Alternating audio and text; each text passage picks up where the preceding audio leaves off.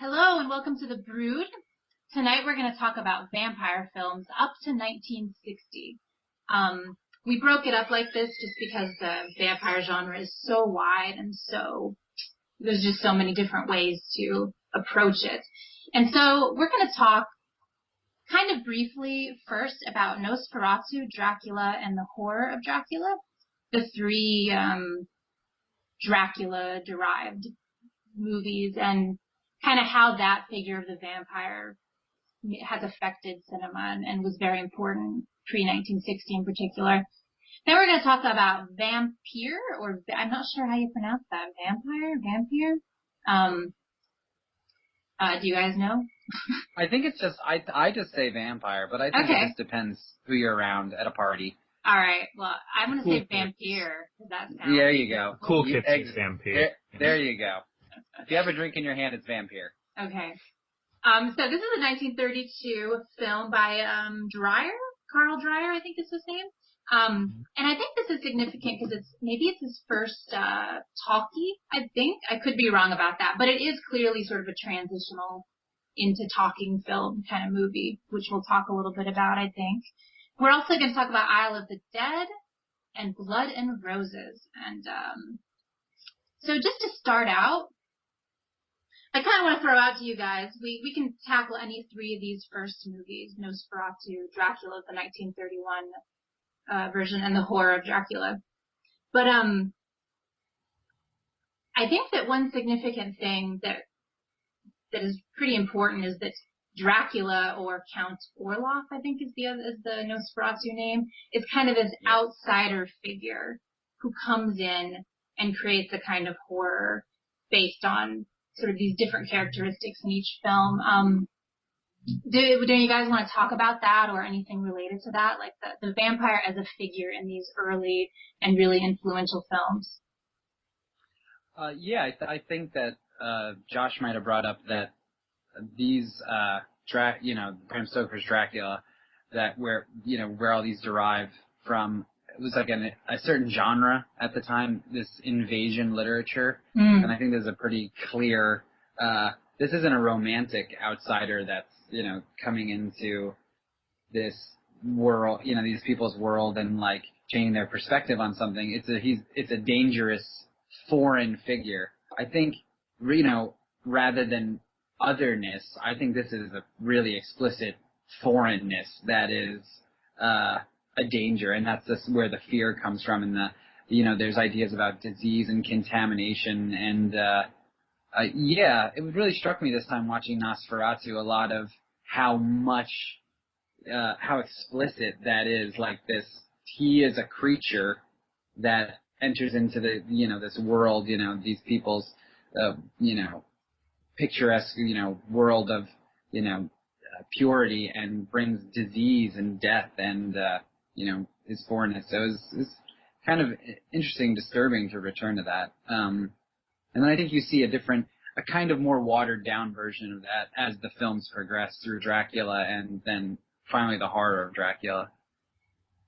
Right, and that's what's so, I think, kind of lovely about Nosferatu, is that it wears all of that on its sleeve. That he is so other. I mean, he's a monster. I mean, there's nothing sexy about.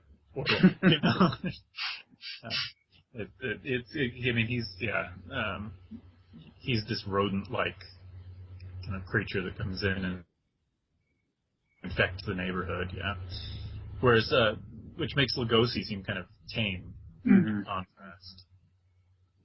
Yeah, and something that comes up a lot in the Nosferatu discussion is the sort of anti-Semitic reading of it. Which I think you can bring in. There was an article that I think Chris introduced us to about the anti-Slavic issue in Dracula, and I think that all three of these bring that in to some extent. There's some kind of other, the race that is impure, that's going to bring in disease. But for Nosferatu, the thing that struck me was that the film can't seem. He's still so sympathetic to me that even though the film, I think pretty clearly has this overt parallel to make that is obviously not something that I could feel good about. But I think the film is so beautiful, and something about the performance and the way that it's made. I don't know. I felt of two minds about it, that I really loved this character who somehow seems not human. I mean, he's obviously animalistic, right? But there's a kind of sadness about him that I don't know. It seems to overcome this overt propaganda, you know. Yeah, I agree. Yeah, I think so too, and I think Clive Barker has made this point repeatedly, which is that the beauty of monster movies is that we do identify with the monster, and that whatever Bram Stoker's intent was, when you create a horror that's based so exclusively around this othering, that as readers we tend to identify as others. And that's what makes these characters so compelling, is that we do see ourselves in them, and even in Orlov. So I agree. Yeah, I think that I'm such a huge Dracula fan, but as I keep returning to it, and through like the light of other critical readings of it, it is something that I think Stoker was kind of preying on I'd like to think a more superficial human instinct. And these films have survived and are powerful because the instinct you were talking about, Josh, is to identify with otherness and to feel sympathy and to relate. And I think that's a deeper feeling. So I think ultimately, and this is jumping ahead, but vampire films eventually, I think, became something that was more akin to a human sentiment that I agree. They were kind of rehabilitated and salvaged from, I think, an initial conception that was preying on baser human feelings. But yeah, I definitely agree with Nosferatu. The anti-Semitic reading was very clear to me this time, with this rat connection invasion. It was one step away from a map of Germany with rats crawling across it. You know what I mean? But it's the images are so powerful and have this kind of simple beauty that they're really open for you to put a lot into them. And I think the film has triumphed over maybe possible intent because of that. That's a really good point. And when I was watching it this time, I was really thinking about this Jungian idea of the shadow. This idea that, there's this parts of ourselves we don't want to face, and we want to disassociate and put onto other people or things or groups, But you can't help but know, it's always part of us too. It's sort of animalistic, it's fearful, so I don't think it's possible to make a monster movie where there isn't some ability for the seeing yourself into it. Because we're almost always making monsters out of the things in ourselves that we don't want to look at. I think that's my theory. But so I saw that really clearly in Nosferatu and the other ones too. But Dracula gets a little cooler as it goes on. Nosferatu is just not cool, not sexy. Whereas Bela Lugosi is he's a nerd.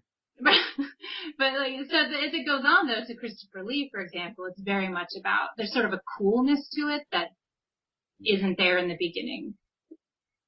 Well, I think it also is a trajectory from, Horror of Dracula ends with Christopher Lee clearly being an aristocrat and finally really brings to light this idea of class and, I guess, bloodlines and, the aristocracy as being almost a different breed, different species than someone else. I don't think you see that in Nosferatu as much. Dracula, you see a little more of that. I also think what you were talking about, our desire to identify with the monster, is kind of to identify with otherness and also this kind of confrontation with things about ourselves. Mm-hmm. I think that I talk about this so much, and I did a lot in the emails, but that journey of Harker going to Dracula's castle, I think is such an amazing dramatization and a metaphor for that encounter. Because I think that's the heart of horror. Is the approach, this approach to face this thing. And it's funny, as in Nosferatu, Dracula, and Horror of Dracula, it's truncated more and more, that approach. And that's just, I don't know. I don't even know what's significant about that, but it's interesting to me. But I do think it is a dramatization of what you were talking about, that identification, and maybe how fraught that identification can possibly be, maybe. Well, it's interesting because that's really, I mean, when you bring out the Harker visit, that's an inversion of what we're talking about.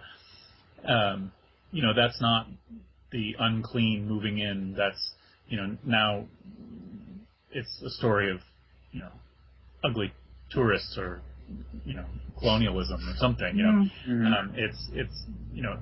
Harker's the other. I think it's Harry Crews who's got a line that says there's only two stories, a stranger came to town or we went on a trip. Yeah. And, Dracula does both of those, It opens with the we went on a trip and then the stranger comes to town. And I agree. I think that the we went on a trip narrative is in a lot of ways, besides having the trappings of, the horror movie that are kind of handed down to us from Dracula, the Gothic castle and all of that. There's something very potent about it. And Horror of Dracula, I mean, kind of wants to live there. Yeah. Right? I mean, it just, it's all about entering into this other realm, which is a very different film. Mm.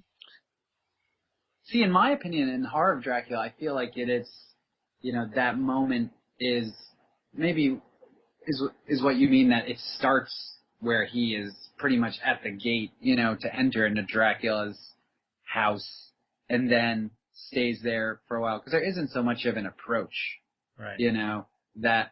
So that is interesting. I guess I always took that as a kind of like a reduction of the importance of the whole Harker, narrative. There's something in Horror of Dracula, though, where Harker and everybody is much more active in the narrative. Yeah. They're not these passive characters that are kind of, it's much more, this is like the Scooby Gang going to, to deal with the threat, which is completely other, from what we're used to. You have to wait till the third act of, in Dracula to usually get around to Von Helsing kind of marshaling the troops and stuff, And I think that's interesting, but I think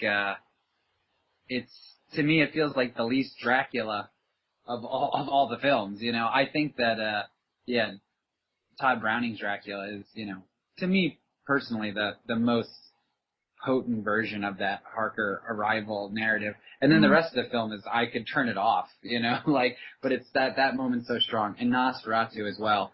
And then Horror of Dracula, I think in certain ways is a more successful film as a whole, but I think it loses a certain amount of potency, because the most exciting parts for me are the after when Peter Cushing becomes involved and they have to dispatch with, is it Lucy? I forget who gets killed. Lucy gets killed. Yeah. All that's a lot more kind of exciting for me. Well, I think the exciting in Horror of Dracula is actually to its detriment. Lee does a whole lot of opening doors quickly, and flashing his fangs and running out again. And, he doesn't speak another line of dialogue after the first 15 minutes of the movie. Yeah. Literally not a single line of dialogue. And I think that what makes the Browning Dracula work in a way that Horror of Dracula doesn't is those moments that aren't like that at all, where Count Dracula is standing in your drawing room and you're having a conversation and, I'm looking at the mirror over his shoulder and, where the horror really is standing in front of you and you're having a conversation with it, and it's, that's what makes the vampire work and Dracula work in my mind, is that the domesticity of it, and Horror of Dracula has none of yes. it. I think that I was going to say, I think that was something I was thinking about. It kind of ties to why I at some point I just had to say, okay, well, why vampires? Why are we so interested in them? And I started to think, well, as a definition of what a human being is, I guess a vampire is as a supernatural being is the closest thing to a human being, but violates certain ideas of what makes us human, just enough that it's very, very, very, it's a perversion almost, this undead idea. And this is something that I think people theorize about, like undead is different than, say, living dead. Like undead means something that is not quite alive, not quite dead, and that there's a strangeness in that, and it violates a certain kind of law. And I think that what you're saying makes sense in that, because you can be having a conversation with this thing. It can be moving among you. I mean, this goes back to the kind of invasion idea that is problematic, but at the same time, yeah, the vampire's representation of like this thing that's just uncanny, just close enough kind of idea, but violates some sacred ideas of what is human and what is purely human in a certain sense. That's just something. Yeah, well, and that's what makes it so seductive, I think, in in Dracula. Like there's something seductive about this. And as I was watching that movie, it's kind of languid and dreamy in a way that I hadn't remembered. And I was thinking, well, and vampire uses that a lot too, like the sort of dream and not dream. And like, so being dead and not quite dead is kind of like this dream state. It's very attractive, but it's kind of seductive and lulling. And I like that about Dracula and Nosferatu. Whereas, yeah, in the horror of Dracula, it's more like this weird, it's very active, very frantic. Can't remember what I was going to say. But at some point, I would love to talk about the different Draculas we see, the different performances. But go ahead with whatever. Yeah. I was just going to say, I think you're right that, like, when we talk about Vampire and Blood and Roses, which we'll get to, there's a more explicit kind of ambiguity that, like, explores this idea of, like, dead, living, and then this undead realm that really, this troubled line of, like, the passage from life to death, and apparently this, like, phone that's off the hook that, like, is a vampire. Mm-hmm. But Nosferatu, Dracula, and Horror of Dracula, that's all implicit. We get, like, a lot more, it's seemingly, like, black and white kind of definition of that. But it is there. Like you said, it is languid, in certain moments, it is, it can't be extinguished completely. I think it's just operating on another level. But when you make it explicit, you get something, like Vampire and Blood and Roses, which is just like, which is also interesting, just really quickly, that the three films we chose are not Stoker-derived films, which I think is very interesting and very uncharacteristic of most vampire movies. But yeah, I think going back to what you said, Letitia, I think that you said that there's something appealing. I think that that's one of the things the vampire has over most of our movie monsters, is that it's the only kind of monstrosity that has like a draw. That there is something not just about the figure of Dracula or something, but the concept of eternal life and all that it really is just kind of a dark version of what is a normal human desire, for more life and to go on. And so I think it's potent in that way, and that it's not just it's a monstrous version of a natural human desire. And so I think it's easy to identify. What's funny to me is that these movies don't ask us to identify. Neither of these three movies, Nosferatu, Dracula, or Horror of Dracula, ask us, hold up Dracula as a character that we are asked to identify with or asked to sympathize with in any way. But we do. Mostly because Dracula's cooler than anybody else on stage. But but as we move on, even in the movies we're going to talk about here in a minute, that changes pretty considerably. The point of view shifts pretty radically through some of these movies, where all of a sudden, a vampire isn't this other person standing in the living room. It's, maybe me standing in the living room. And that's a whole other thing. Well, I had never, this is a different topic, but I'd never seen the Horror of Dracula before, but I'd always heard, I've never seen any of the Christopher Lee Dracula movies before, because I have a big hole in my Hammer education, so I don't really have a lot of that. And I was just his performance is really curious to me. So Nosferatu, the performance is sort of animal-like and kind of very strange, not very human. And Dracula is very elegant and European, and just there's a sort of elegance about him, I think. But Christopher Lee's Dracula, I remember the beginning part, I was thinking, he doesn't seem to want to be here. And then I read about it, and it seemed like he actually didn't want to be there. So I thought, what an interesting choice to make as Dracula. But I think that was just his actual feelings about it. But it was very brusque and not sort of seductive in a way to me. But the horror of Dracula really focused on that seductiveness, because it was all very female victims, and there was this very clear sexual aspect of it. But I thought his performance was strange, and I wasn't quite sure how that worked as a Dracula performance.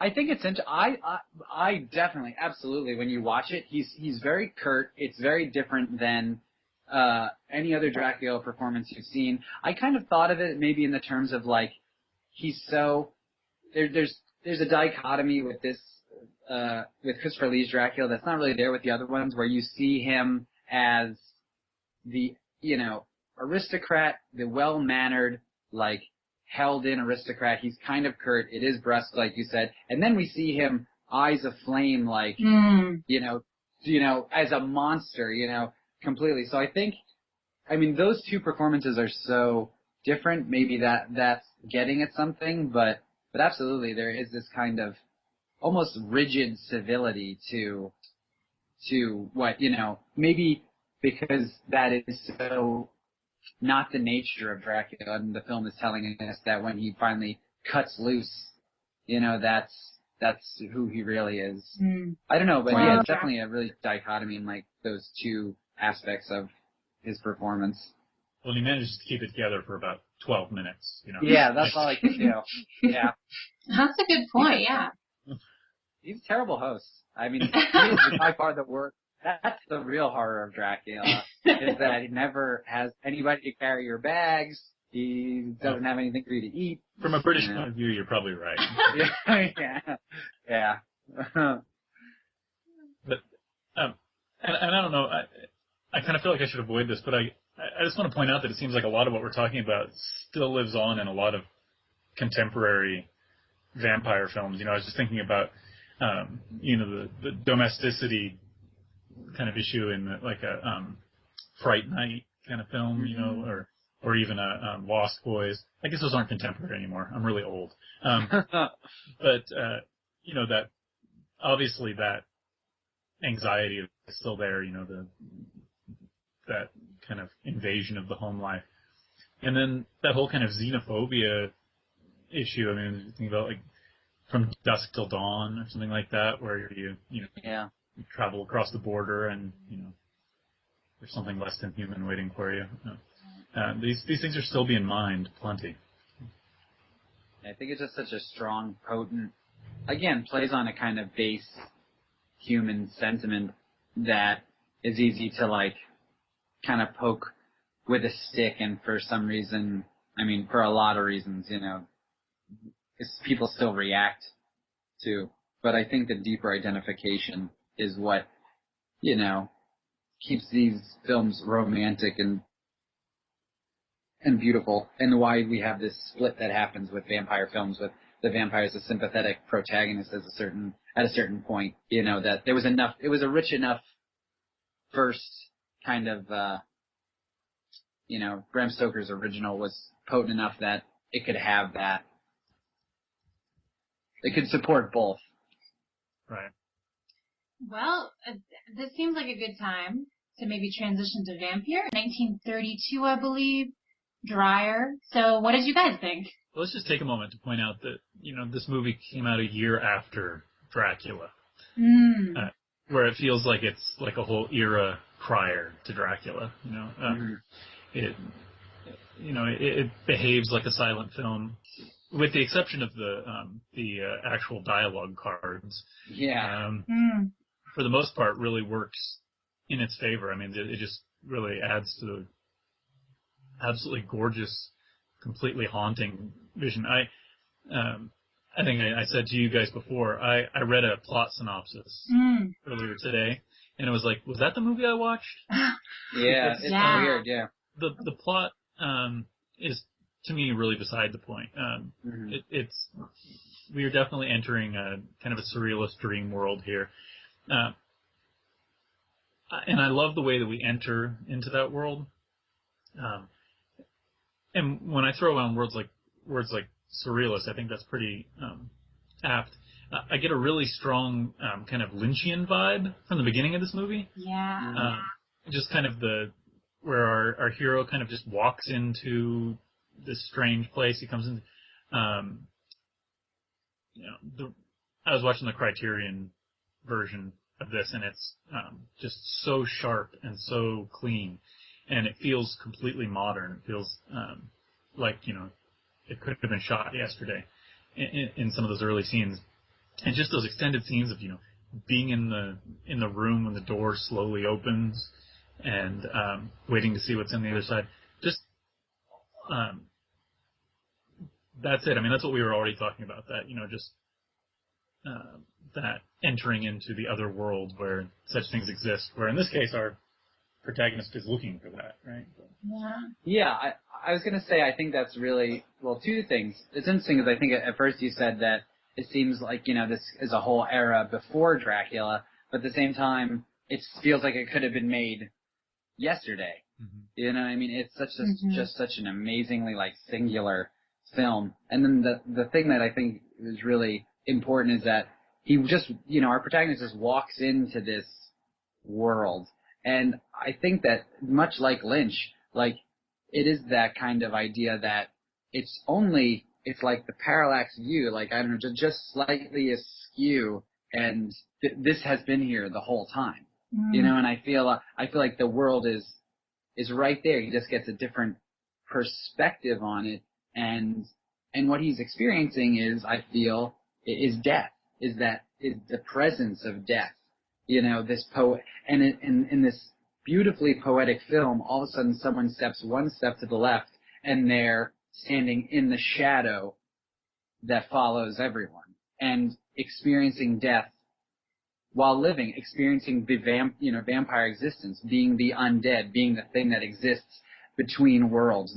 This interesting thing where I think I was trying to kind of get at it before and kind of stumbling, but so you could see the vampire as a perversion of natural kind of law, but at the same time, you could also see it as something that is this very natural instantiation of an in-between.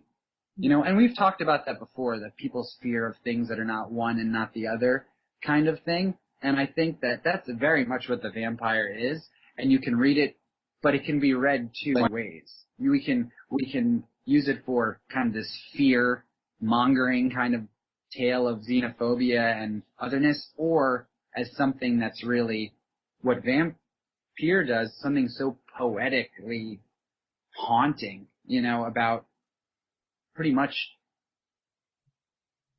life and death and inextricably linked, Yeah, I think you're absolutely right, and I think that's, we have a protagonist who's searching for the supernatural, and, in your reading kind of discovers the natural or something, it gets to,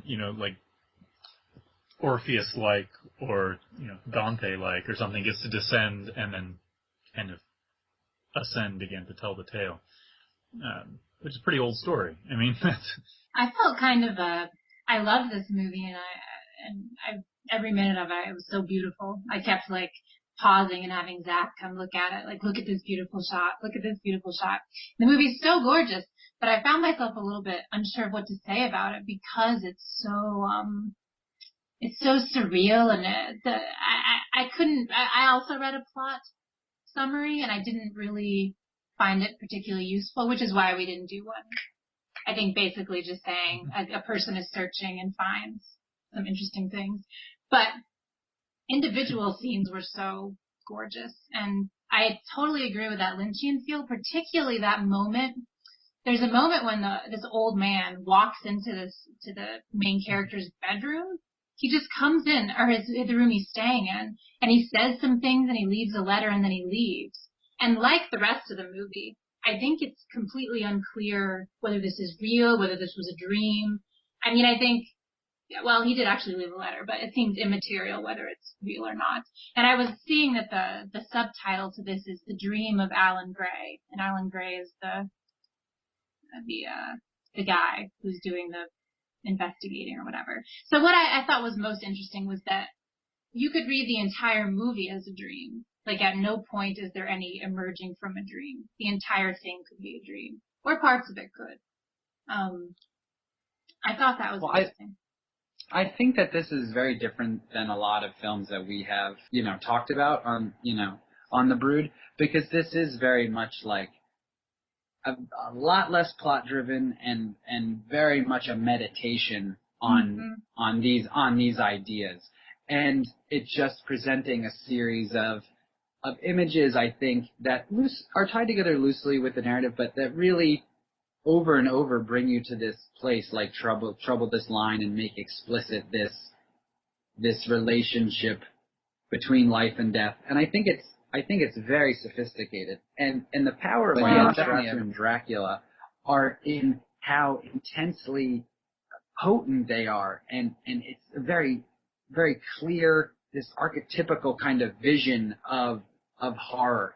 And Vampire creates something very different. A kind of a collage of like images that are relating to this thing, and it's very sophisticated, I feel like, in that sense, and very ambiguous, because of that, but it gives us a different way to look at the same things that Nosferatu and Dracula give us a way to look at.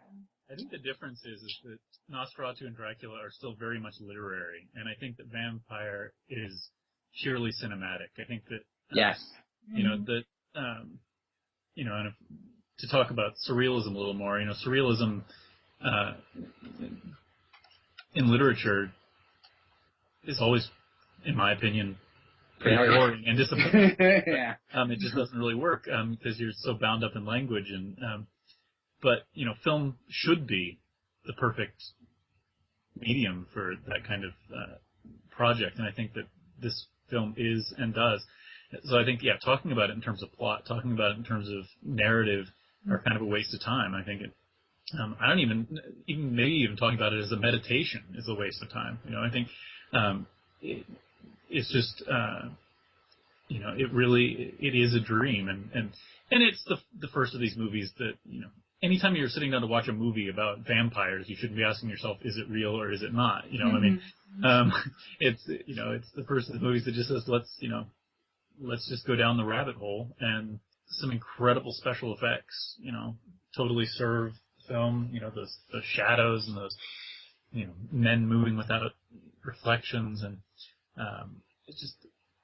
just some, like you said, Letitia, just absolutely beautiful shots, and that closing scene with the guy trapped being buried in flour, just that's like almost a humdrum kind of death for a vampire movie. Mm-hmm. But it's, the way that it's extended, the way that it's shot, that hand moving is just, it's haunting. But I think, Christy, you're on something. It's just like it's a movie that asks the question that you ask: why vampires? What makes them interesting? What makes them worth thinking about? And then runs with that, and kind of mostly cuts to the chase for a lot of it. But something that we haven't really talked about does shift the perspective, that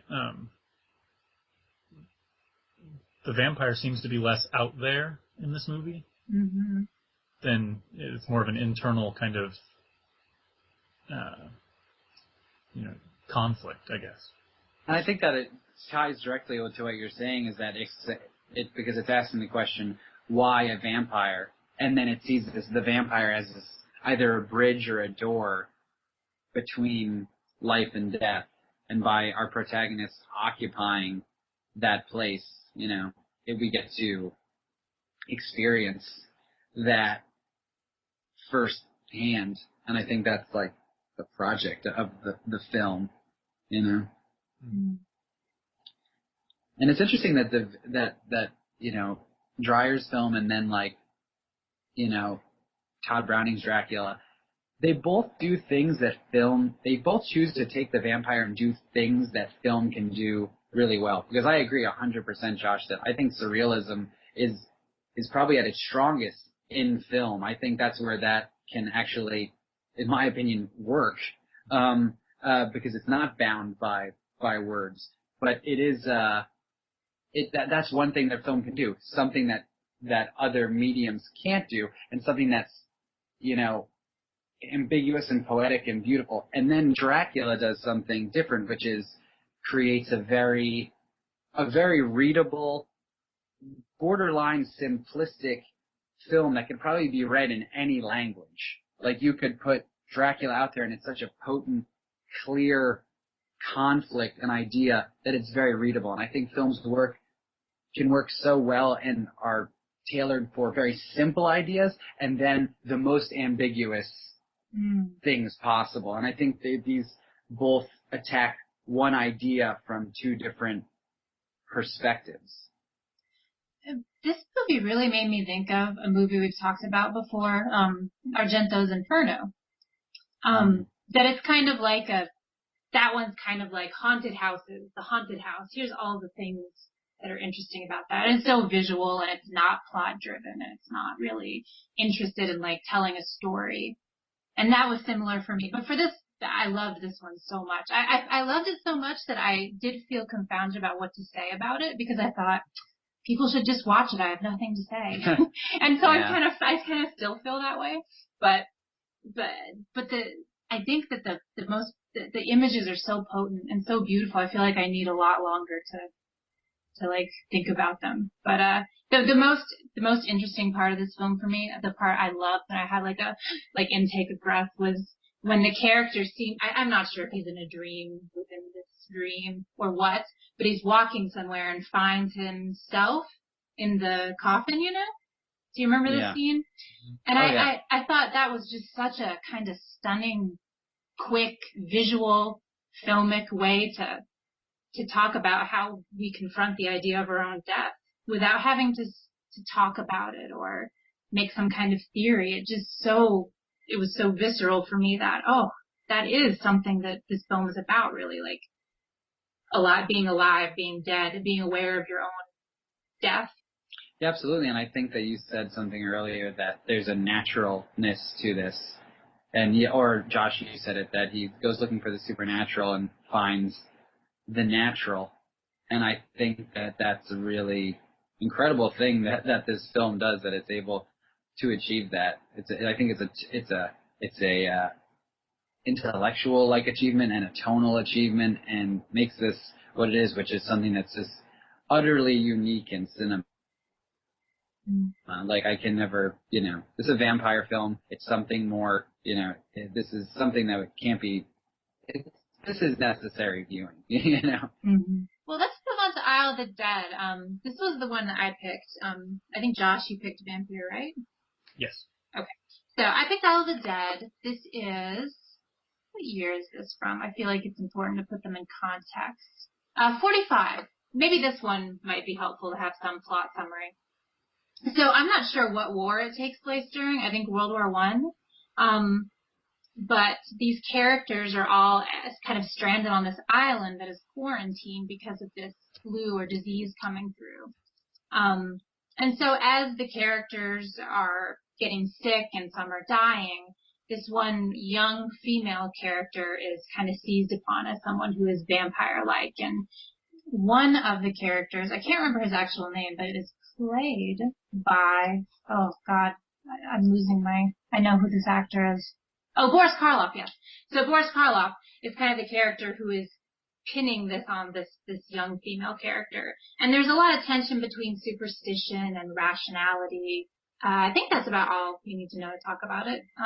So I'll give it to you guys. What were your thoughts about this?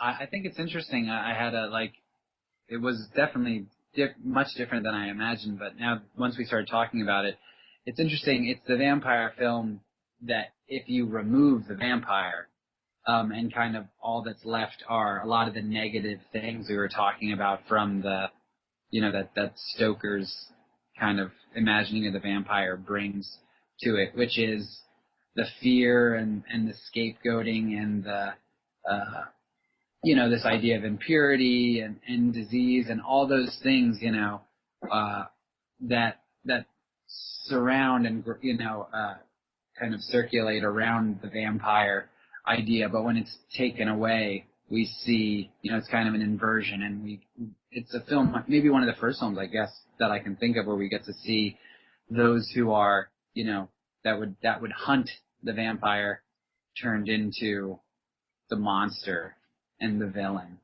And, I think that's interesting. Mm. Yeah, I think that, Chris, you used the term kind of meditation for vampire, and I think that this movie actually maybe deserves that more, and that, first of all, there's not a lot of action in it. It's a pretty quiet little movie, and that really does seem to be kind of its project, is to, ask the same question, what is it about vampires, and come up with a much more negative answer than Vampire does. Mm-hmm. And yeah, it becomes, there's something very stagey about the film. Like, I could imagine it as a stage production. It's really about putting characters next to each other and letting the conflict kind of run its course. And but I would say that also there is that further tension of superstition versus rationality. Yes. That we haven't seen. I mean, in Dracula, we've got our man of science. Von Helsing is also our resident, vampire hunter. Kind of those things seem pretty conflated in Victorian England, but by 1912 here, it's a pretty strict line in the sand, and I suppose to add to the just kind of negative spin that this movie gives is that rationality doesn't hold up for very long. The most rational kind of succumb without too much fight, really. It's interesting, though, because Vampire is the film that kind of, in a positive way, celebrates it. That film feels so folkloric to me, and something that's very much based in it feels like a cultural understanding of, this. It's almost, in a certain sense, like a realist approach to a folkloric idea, even though it is so poetic. But by being in like the protagonist's point of view and experiencing this realm between life and death, we get a realistic perspective on something that is just, a story that's told. But Island of the Dead is super damning toward that kind of folkloric idea, and I think it is an interesting conflation, like you're talking about in the Stoker-derived films. But like you could almost read Isle of the Dead as like, they break down as rational beings, but it's very much founded on a rational view of reality. Mm-hmm. And the world, like an unromantic place. And the one weird place where it kind of might get a little problematic is that, that's almost, if it's completely, this rational world and there's no room for this folkloric kind of idea, it's also kind of damning to the culture that, puts it forth, in a certain sense. That's a little weird to me, but, yeah. Well, the one thing I wish this movie had done was leave that part more ambiguous, the superstition versus rational explanation, because by the end, that's kind of cleared away, and we're supposed to see that the superstition was, false and dangerous. But I liked throughout that the characters were questioning this, how to explain what was happening, and that the female character, I wish I could remember her name, but she's not a very memorable character beyond being sort of having these things pinned on her. But she at some point is like, am I evil? Am I a vampire? She doesn't seem like the sense of your identity being a sort of fixed thing that you can understand is made a little unclear, and that was really lovely, I thought. But the film goes on to really nail that and say, no, here's the way things really are, and here's how dangerous this kind of thinking is, and etc. I wish it had stayed in that ambiguity longer. And I think that whole dynamic that you're talking about says something about gender as well. And, she's kind of scapegoated for not really any good reason except perhaps being young and attractive. As these creatures are wont to be. And the fact that she does pretty quickly internalize those, such damning evidence, being young and attractive, and is kind of so quick to, I guess, accept that as proof or something, accept the negative aspect of that it seemed to be saying something, but I agree with you. I think that everything that it has to say about these ideas is a little too strident and doesn't really leave enough room to. Yeah, it's a movie that has answers to all of its questions.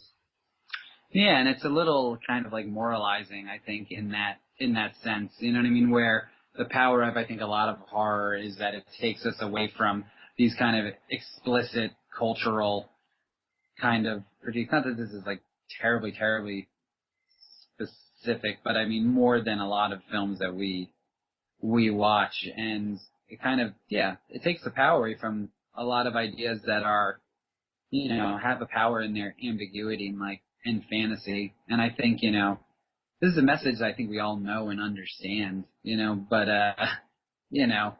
leave vampires out of it. It's like, when Arthur Miller wrote The Crucible, he didn't believe there were really witches, Yeah. and don't go making vampire movies if you don't believe in vampires,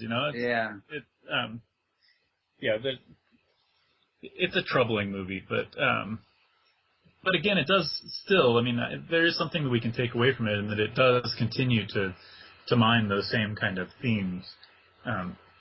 And like we said, rather than just investigating them, it seems to want to answer them. But it just occurred to me the time that it was made, and it takes place during World War I, but it was made in 1945. Maybe there's this desire to kind of challenge these folklores that have scapegoating of a certain type of person or race or whatever. I think maybe there's a critique here of a certain kind of thinking that obviously had gotten the world into a lot of trouble and caused a lot of pain in the past. But also could be a criticism. What could also be a criticism of what could be characterized like some old world thinking. You know what I mean? And like a criticism of that. They go to this small island where they're backwards and they're still kind of superstitious, and I think that's problematic to me. Again, that's why I brought up Vampire. It's like, it embraces that. And I think there's those things have power and are very important without having to be understood on a purely kind of rational level. And I do definitely agree about the scapegoating with the young woman. They don't give her enough to be a more bold and like empowering move would to make her more interesting. And be more of a character, and that's another problem. But one other thing, I do think it's a good film and it's engaging, and I like the way it's shot, and I think Karloff, as always, is a tremendous actor. Right. He gives a lot of sympathy to this character that I think you're right. Like there's this really strong criticism of this culture, this old world thinking, which is kind of sad. There's beautiful things about that. But he brings this real, you feel for him, you understand his position, you understand who he is. And that, I think like Nosferatu, the film might be trying to make this strong critique of him, but we still like him and feel something for him. I think so. And the film does something else too, which we haven't seen, which is make a real kind of one-to-one connection between the idea of vampirism and illness, the plague that's killing them off on the island. And I think that, like you guys have already said, the kind of the way that we can respond to that when, in the face of almost certain death, how we choose to explain such things, much as we might like to think it, that kind of thinking isn't gone. People still, they still think that way and talk that way, and that we we do try and explain the unexplainable in what are patently, obviously, irrational ways. I'm interested to see when we get to our conversation about Blood and Roses, because I think that it has a similar movement, but tries to dodge at the last minute, and I'll be interested to see whether that's a satisfying dodge for anybody. But I did want to bring up that's such a good point that this film makes very explicit, this idea of vampirism as a disease, because I think it almost it misreads that idea, because I think in other vampire films, vampirism is a moral disease, because like we said, the vampire is attractive, we want to live forever, but to live forever you have to make an agreement to kill, to do something that's immoral. So I feel like it embodies this question of, what are you willing to do? How much of your humanity are you willing to sacrifice to, get these wonderful benefits? So it is I feel, a moral disease that you make it's a choice to some extent, even if that's not like explicit. But Isle of the Dead, it's a contagious disease that they're making what someone would deem the correct moral decision by staying on the island so they don't spread this disease. And I think that kind of is a confusing kind of interpretation of that, because there's an inevitability with, Isle of the Dead and this ticking clock, and the superstition is playing like with these raised tensions, but there isn't, that idea of choice. And again, not that choice is explicit in other vampire films, but you could see that moral idea there, that you're killing to live. And in here, you're just dying. I don't know. That was just strange to me. They made me think of werewolf movies a little bit, like that, when you're a werewolf, you're doing this stuff and you're not conscious of it and you're not choosing. Mm-hmm.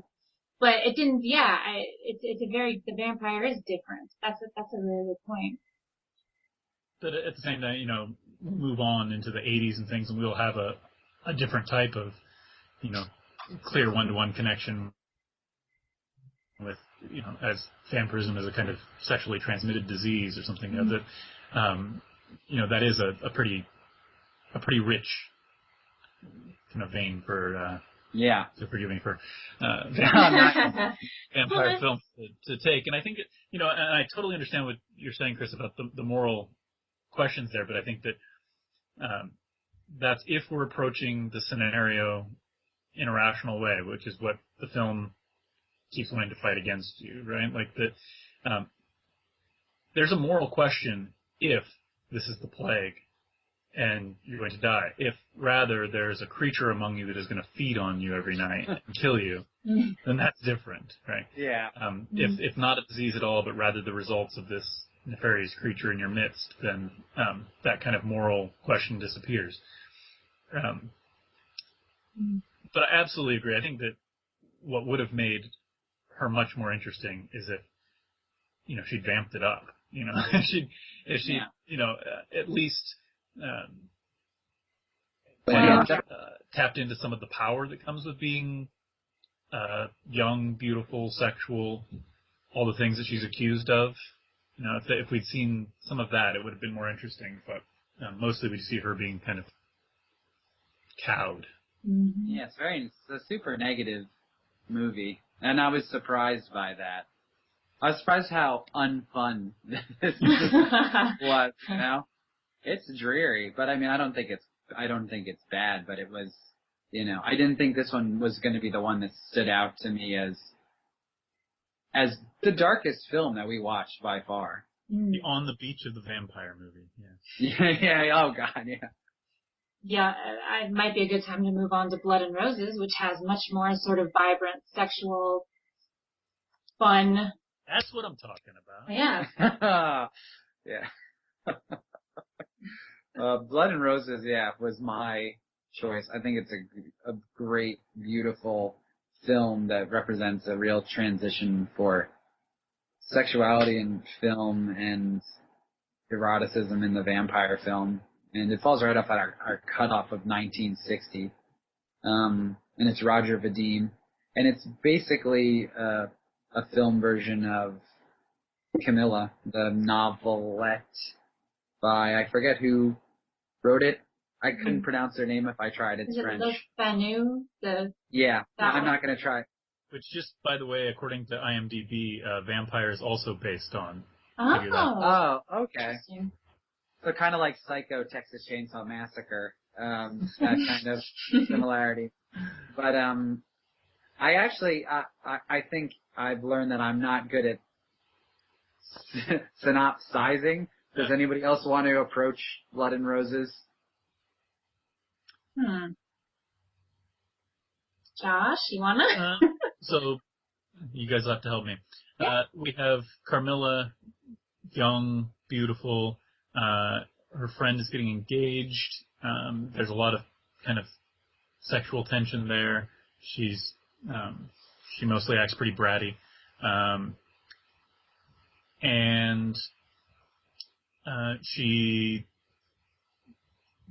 So they bring out some guys to demolish a bunch of like falling down castle and create this nice little liminal area out there that she can go into. Seems to fall into the sway of the ancient vampire. We get to hear about this kind of family curse. And as far as she can tell, slowly becomes a vampire. It's all very much ambiguous, there are no clear answers along the way about how much she is, in fact, becoming a vampire and how much of this is a very, very troubled young lady. Do we need to go further than that? No. I think that's a good stopping point. We can expand on any interesting things. Thank you very much. Well, I think, maybe a good jumping off place is just to talk about the way that it rhymes with Isle of the Dead in terms of, the female character kind of having the vampire label put on her, even if it is kind of self-applying, and the way that she responds to it. And there is certainly still a lot of... It's interesting because I think that there's a lot of kind of negative feelings still in here, although the sexuality is definitely much more upfront. That seems to be... In this film, the sexuality seems to be the catalyst for the whole plot and the whole move toward the vampire story. It's like this desire is somehow inappropriate, and the vampirism becomes a metaphor, a symbol for the inappropriate desire. Something along those lines. Well, yeah. Go ahead. I was going to say, when you brought up, Letitia, at a certain point, family history, and I think if you expand that to, just this sexual awakening, like that is inevitably going to happen, like just in a more, I think that's kind of the negative reading of it in this historical, mythological sense of like this sexual awakening happens and it leads inevitably to, and that's the curse, because inevitably it will lead to something dangerous or forbidden in some sense, and here it's told through vampirism and maybe this incest kind of idea that it's playing with a little bit. Well, yeah, Leopoldo, I think, is the guy's name. That's her cousin, which I don't know if when this took place that was such a big deal, but I did get a sense that was something we're playing on. Like her desire for him was not something that could be, and they'd known each other since children, so it wasn't really a thing that could happen. I thought it was interesting that this was a very sort of feminized vampire. Like, I don't quite know how I feel about that, because I think there is a lot of sort of negative. I think the movie does have a lot of negative feelings about, or seems to express some negativity about the way that this woman's sexuality is happening, and that she's kind of internalized this idea that she's just this wrong, disgusting creature, and so she takes on because the film is ambiguous about whether things are really the case. There's this voiceover that seems to be saying, I'm a vampire, blah, blah, blah. But without the voiceover, there's really no definitive sense of whether this is a real thing or not. And without that, go ahead. Yeah, no, I am agreeing with you. It's a question in this movie what it even means to be a vampire. Right, because it's not really the same, like, there's no, there's a biting part, I think. I think she bites the other woman. And also this interesting thing of who does she love, really? Who is the desire for? Is it the guy, or is it his girlfriend, who seems to be her friend? And it seems to shift to that, where the real inappropriateness is this relationship. And I think that's clearly, like you said, it rhymes really well with Isle of the Dead, because Isle of the Dead is a very psychological exploration of what these kind of societally, these vampire ideas kind of mean, what they could mean and how they can express themselves. And Blood and Roses is, I think, a really strong personal psychology that adopts that idea and somebody uses it to define themselves. This is almost what could be going on in the head of the woman who is demonized, in Isle of the Dead. They seem like two sides of the same coin. And I think for as much as you could, kind of read this as perpetuating a lot of negative ideas about women and their sexuality and how certain, society at a certain point could have seen that. I think that I'd like to think that it transcends that at a certain point.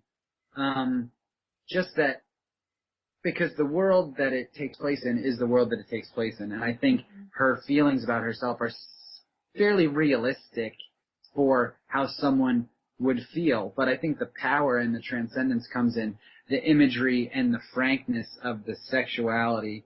And I think that's where the movie stands its ground and does something really progressive, I think that's really true. You're right. The world it takes place in would make sense. And the fact that she chooses this identity, she seems to be choosing it, saying, this is who I'm going to be.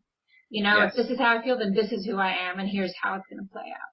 And that I thought was a really interesting move, to really boldly choose who you are. But at the same time, she's choosing to, depending on how you read the movie, based on her desires, she's either neurotic or a monster, Yeah. That's everybody. Right. But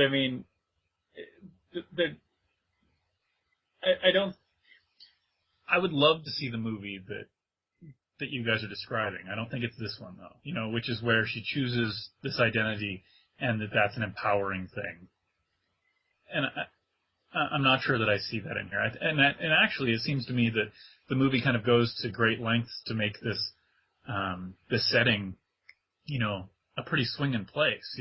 These are young people in turtlenecks listening to 45s, and they're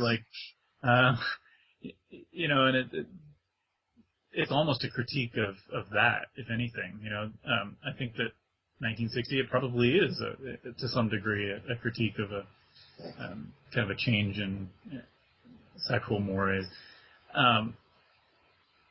But I guess I don't see the empowering part. I don't see the positive spin. I think that this is a movie about coming into adulthood again. One of the favorite themes of horror, and right down to actually blowing up the past. They're really tearing it down, and there doesn't seem to be anything for her there in the adult world, and so I do see it as I still see it as a pretty negative. The movie presents in pretty frank ways a confused sexuality, both toward her cousin, toward his cousin's fiance. She's definitely kind of flailing around, but she doesn't have any place to land that's comfortable in this movie. As a coming of age story, though, I think that's kind of right up there, with The Graduate or films like that where it's like there is no place to really arrive at, and I think that's kind of the most the most realistic kind of place that sometimes like that idea can, and it's something we've definitely seen before in a lot of, films and literature, but I think that if we characterize this as a horror movie, it's a pretty bold thing for the, in a horror movie to arrive there, Letitia, you raised the question of whether it even was a horror movie. This one, I feel like almost all the ones we've watched, except for Nosferatu, there's just something real dreamy, and this one is very dreamy, I think. It has a whole little surreal dream sequence, actually. Yeah. And the colors are so vivid, and I just feel like that these movies have been a lot less horror and more beautiful and poetic. But yeah, I don't know. I mean, the thing that makes it a horror movie would be the ending, I think. I think that, the same thing with Isle of the Dead, actually. Like, without those endings, these movies wouldn't be horror movies. But the thing about her and power and empowerment, I think in a horror movie, I feel like in the context of a horror movie, I think that the cool thing to do is to seize the sort of monstrous power that's available to you. Like, that's what's most interesting to me. Like, to have her resolve her sexuality and, I don't know, go live with the fiance instead of the guy. To have everything be fixed up somehow, or for that to be resolved, it would make it not a horror movie. Like, I needed something, like, it's just such a dramatization of how you feel when you're stuck and you're not sure how to react, and you seize the most powerful figure you can, and you model yourself, and then she kind of does get power in that everyone's paying attention to her. Everyone's like, what the hell is up with her? And it is a kind of power. It's a negative kind, but it's like, it's a kind of power that has a horror. Yeah, listening to you, I want to change my mind, and I realize that I don't actually want to see that movie. That's, for the second time I'm going to mention Clive Barker, and I think that that's a lot of what his project is. Yeah. They're trying to say, no, there's power in being the outsider, there's power in being the monster, let's run with that, and in the end, that's mostly pretty unsatisfying. Yeah. I was going to say, this is, right at a great time. This is the closest you would get, I think, up to a certain point of a counterculture kind of anti-establishment horror film to some extent, within what we've said is a very conservative genre, so even the slightest kind of playing with those ideas can resonate pretty intensely. And I think it's a valid choice, even if it's if that's the source of the power, if we can read that as negative, just the idea that the conscious choice is being made, to identify with that, with that monster or be that monster. I think this movie totally is the doorway to the next wave of what, maybe even a little later, what horror would come to be, with who we're identifying with, and the psychological nature of it, and the monster, quote unquote, as being not just something that we sympathize with on just that the intent is for us to sympathize with the monster, in films that follow this. No, I think that there is I do think that there's something to that, sexuality is really confusing. Fuck it, I'll be a vampire, like that's just... because it's not one nor the other, and a lot of rules don't apply to this nether world kind of thing, and I think that's a very counterculture idea, and or a very teenage kind of thing that you explore, where it's like, you're giving me A and B, well, I don't want either of those things, and I think that there's like a real power in that. There's something potent. It's interesting because a lot of this is making me think of the vampire film Ginger Snaps. Oh, yeah. Which is a movie I love, but it's even more explicit in some of those themes. It seems to me that there, you leave innocence behind, and adult sexuality is literally a violent destructive thing, that people will die. Everyone you love will die. How is that different here? I guess I'm trying to figure out where this movie ends. Like what it means to be a vampire at the end. Do you mean the literal end of the movie as well? Sure. I mean, yeah, and then I kind of want to pretend the end of the movie didn't happen, but I just mean in the internal logic of this film, where she's she believes that she's a vampire, she believes that she's carrying this family curse. I'm still not entirely sure what that means. Well, it feels like the world's gone beyond giving her the kind of power that it would have been. It seems like I don't remember quite the backstory, but like this world we live in now, it doesn't allow for this kind of power that the vampire has, is what I got. And that's more like the teenage thing, like I'm from the wrong time, this world isn't right for me, it doesn't allow me the kind of power I should have. That's how I read what the vampire, there's no room for the vampire anymore. We're blowing up the coffins, and we're destroying the old things, and things aren't. In the end, they fly away in an airplane, which I don't know. It kind of is less romantic than to hanging out in your castle as a vampire. Yeah, that makes sense, and I think we see that idea is in other vampire works. I can't think of anything specifically right now, but this idea of being too being too romantic and too big and too almost like too natural and too powerful for civilized society, that is limiting in a certain sense. And maybe someone, at that point in their life where a mixture of, biology and hormones and everything that's going on, really experiences their own kind of potency as a human being, and then we all have to kind of face that moment where it's like, but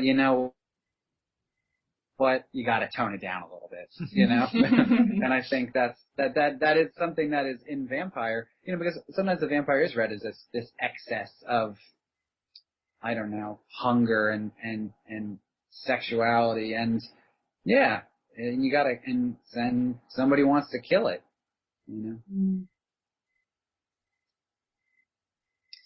So, any last words on this film before we kind of wrap up? I don't think so. I just wanted to make sure. I actually, for all the moaning that I did, I really enjoyed Blood and Roses, and and it's just interesting that kind of all of our official selections are kind of borderline vampire movies at best. You don't have to go very far. You don't have to go very late before the vampire becomes less literal. Yeah, no, it's a lot of non-Stoker films, and it's funny as quickly as you step away from that formula, you get a lot of, but what about this? But what about this? But have we thought about this? I feel like almost like Bram Stoker's Dracula is its own genre, and then we have the vampire idea, which extends outside of that into either subgenres or whole different ideas. And I feel like particularly Blood and Roses and Vampire liberate the idea of the vampire and shows that it has a lot of power that can be used to address a lot of things beyond just fear, negative fear. It's interesting. I wanted in one of these movies for there to be more of an embrace of this. And Vampire, there's kind of that, but maybe we'll have to get past 1960 for a more positive embrace of the ambiguity of the space between life and death, between this kind of. I guess I thought I'd see that a little more. Because in Blood and Roses, by the end, she's impaled. Spoiler alert, I guess I should have said that before, but she's impaled on the fence. It still seemed that the idea is to either that this destroys you or you need to destroy it. Even in Vampire. Well, not till Twilight are we gonna reaching that. That revolutionary vampire. Certainly, the vampire does get humanized quite a bit more, and if we think about a movie like Let the Right One In or something. Yeah. That allows that allows for more and allows, and of course what you're talking about, Chris, is that Stoker just is responsible for a lot of world building, and as we've moved on, we've moved outside that limited world, and I think that the further we get away from that, and of course, I love the trappings of the Stoker vampire world, but it's just an idea that is so rich and can go in so many directions that pretty much unlimited in terms of the way it can be attacked. I mean, you've got your vampires that look like zombies in an Omega Man or something like that, and you've got vampires that look like this, and they're pretty malleable. Yeah, we have to come back for part 2 after 1960. Yeah, which is going to be interesting. Yeah, this has given me a lot of different ways to think about the vampire that I think is going to help me in my viewing, because I feel like I did have that Dracula sort of figure as my idea of a vampire, which I would overlay on other films, and I think this really helped to kind of separate out those different strands. Would y'all like to say which one of these you would recommend? If someone hasn't seen one of them, which one should they watch? Which ones do you think were the most successful? I don't think there's a bad movie in the bunch. I think that not at all. I think that they're all worth a view. I definitely would put Vampire at the top of my list. It was my first viewing for the show, and it's pretty magic. I'd agree 100%. Like, everything here is worth your time, and they all inform each other, and you have a lot to think about and a lot to just really enjoy with these movies. Everything was great all across the board. Yeah, I agree. But yeah, Vampire definitely is the one I would say go see if you haven't, because that really, I thought it was so amazing. It's just, it's timeless. It's wonderful. Yeah. All right. Well, thank you guys so much. Thank you. Thank you.